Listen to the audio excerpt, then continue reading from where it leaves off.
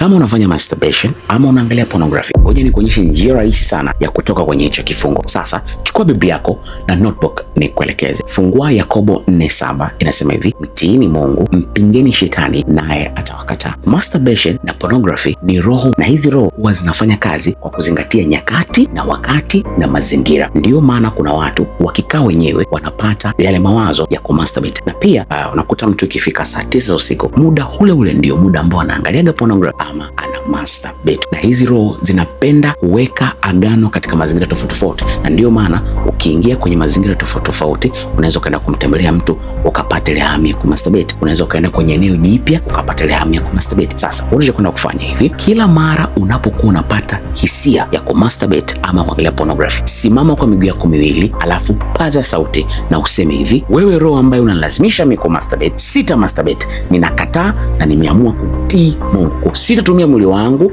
kufanya uovu. Rudia hivyo mara 3, alafu unaweza kama ni unaweza kutoka kwenye eneo ambalo upo. Baada ya hapo, soma Zaburi ya 35 mara 4. Endapo ikikulazimisha sana, ongea kwa sauti mpaka utakaposikia sauti imetulia. Shetani hawezi kushindana na maamuzi yako, yeye atakuwekea tu mawazo. Utakapoweza kukataa kufanya masturbation ama pornography kwa siku moja, basi utakuwa umevunja ule mzunguko, na hapo ndipo uhuru wako unapoanza.